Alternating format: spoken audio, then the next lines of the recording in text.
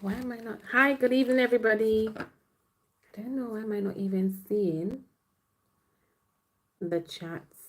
Um,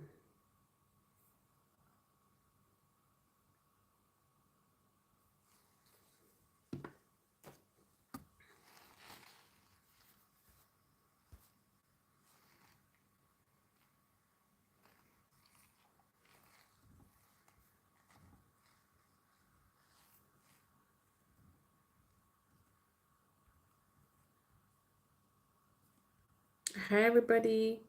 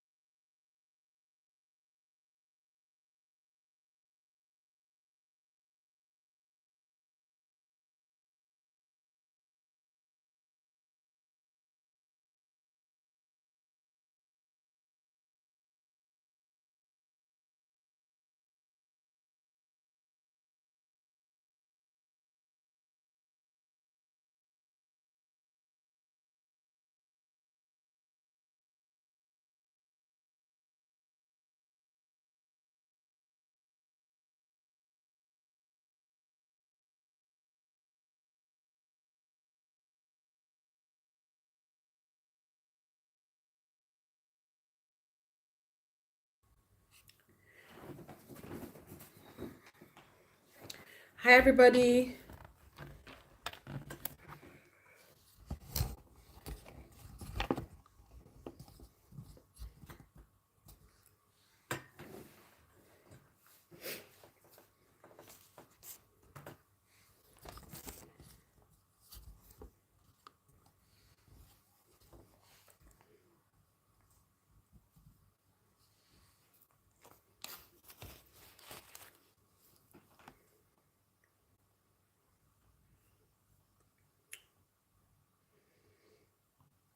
Welcome to my live. If you have any immigration questions, please feel free, put it in the chat. Let's have a chat about it. Feel free to ask your question. Don't be afraid.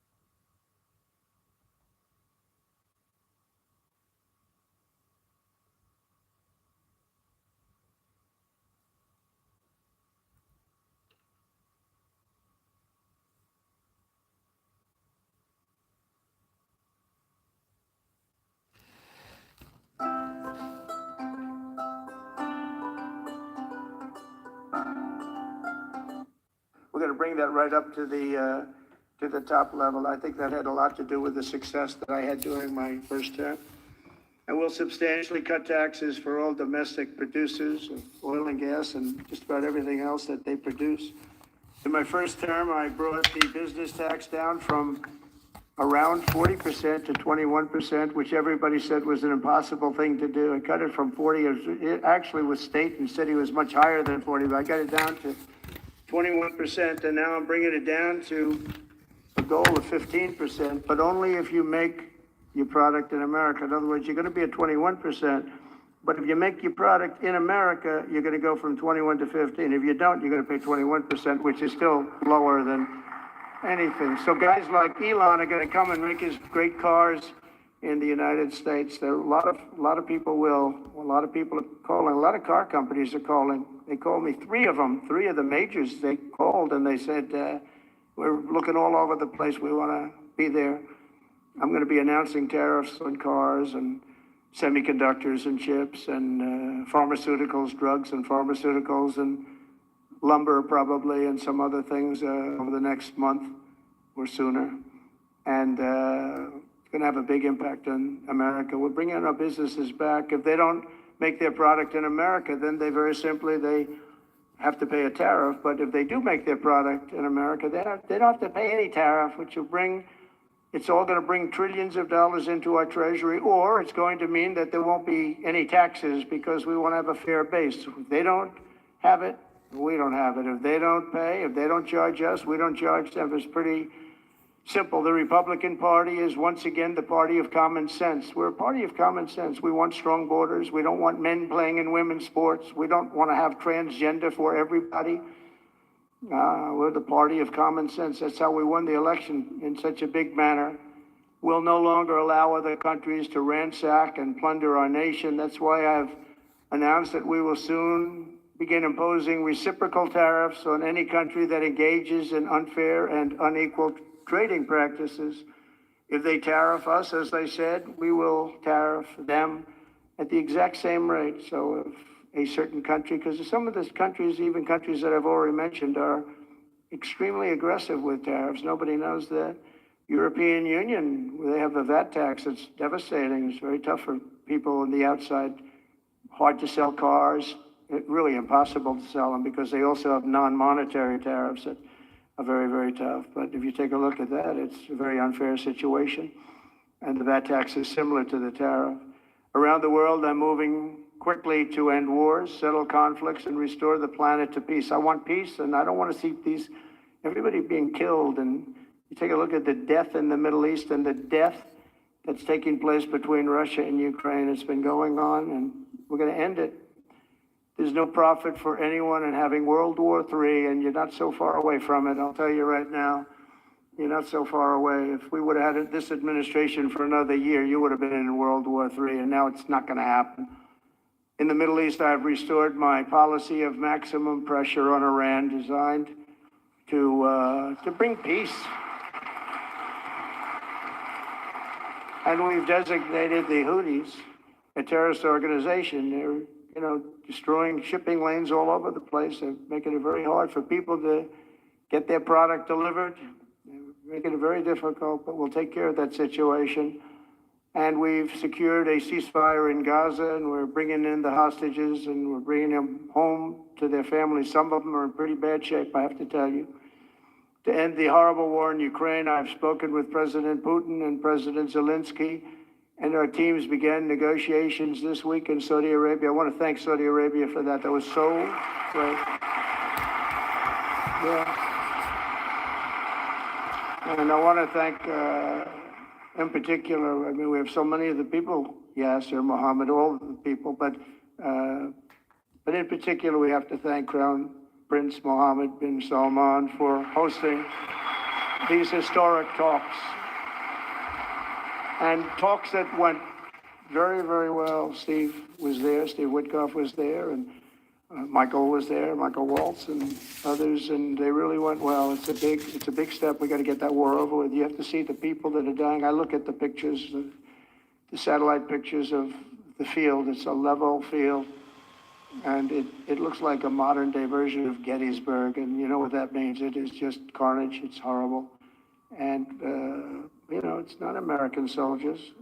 It's not even soldiers from the Middle East in the case of Ukraine, Russia, but it's people, it's young people from Russia and Ukraine mostly that are just being decimated. It's flat fields, and a bullet goes, and a bullet only stops when it hits somebody. And the level of people being killed in that battle, soldiers, young soldiers, in some cases old soldiers, because they're running out of people. They're running out of soldiers, one case. But think of it, a modestly successful comedian President Zelensky talked the United States of America into spending $350 billion to go into a war that basically couldn't be won, that never had to start and never would have started if I was president, not even a chance. And it didn't start for 4 years, never would have started. But a war that he, without the US and Trump, will never be able to settle. They'll never settle that war without our involvement. That's why they did such a great job this weekend. That's why Saudi Arabia did such a great job this weekend in hosting. The United States has spent $200 billion more than Europe, and Europe's money is guaranteed. They get their money back. It's a form of a loan. Nobody knows that. I know that. I said, why isn't somebody saying, you know, we do it the same way? And we spent much more money. We have to equalize. But while the United States gets nothing back, so they get their money back. It's a loan. We just give our money. And we had a deal based on rare earth and things, but they broke that deal. But they broke it 2 days ago. We had a deal because they said, we're spending $350 billion and Europe gets their money back in the form of a loan and we don't. We're just giving the money hand over fist. That's the Biden administration for you. But they're no longer dealing with the same United States as they were dealing with a few months ago. Why didn't crooked Joe Biden demand equalization? And that this war is far more important to Europe than it is to us, and that there's a very big, beautiful ocean, a separation. This is, you know, we're helping Europe. We're trying to help Europe. On top of this, Zelensky admits that half of the money that we sent them is missing. They don't know where the money is. He said, well, we don't know where half of it is. That's great, wonderful. He refuses to have elections. It's low in the real Ukrainian polls. I mean, how can you be high with every city is being demolished? It's hard to be high. Somebody said, Wix, one platform.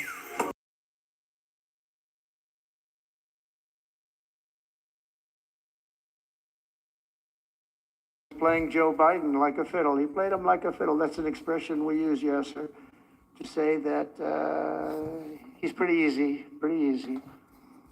A dictator without elections. Zelensky better move fast or he's not going to have a country left. Got to move fast because that war is going in the wrong direction. In the meantime, we're successfully negotiating an end to the war with Russia. Something I'll admit that only Trump is going to be able to do in the Trump administration. We're going to be able to do it. I think Putin even admitted that. Biden never tried. Europe has failed to bring peace, and Zelensky probably maybe he wants to keep the gravy train going. I don't know what's the problem, but he hasn't been able. He's very upset that he wasn't invited. He could have come if he wanted to, but that he wasn't invited to Saudi Arabia. But hi everybody, welcome to my live. Been even meetings or phone calls to stop this war. It's a horrible thing. I figure Russia's lost 900,000 soldiers. Mr. Trump is a very probably 700,000. For me, it's the way that he speaks. You'll see body parts, the way that he parts speaks, all over yeah. the field, all over. We see him very accurately through satellites. I love Ukraine, but Zelensky has done a terrible job. His country is shattered, and millions of people have unnecessarily died. And you can't bring a war to an end if you don't talk to both sides. You got to talk. They haven't been talking for 3 years. So we hope to see a ceasefire soon and to reestablish stability in Europe and the Middle East. But thank you very much. And as I've said before, it's my hope that my greatest legacy will be as a peacemaker and a unifier. That would be a great legacy. So in conclusion, the golden age of... Hi everybody, welcome to my live. As you join the live, please like the live by double tapping on the screen. That will build the algorithm for the live as well. Let me see.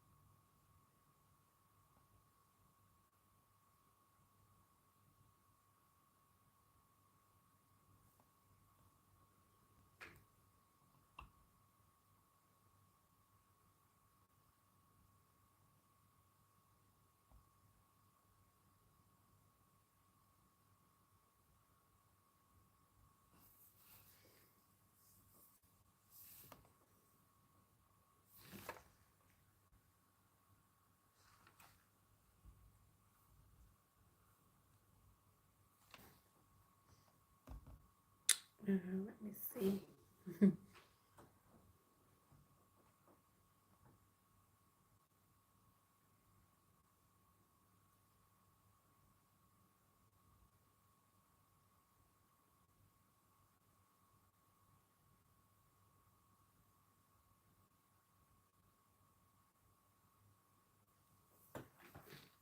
Hi everyone, as you join the live, you like the live. If you have any immigration questions, feel free, put it in the chat and let's talk about it. How do I get it off?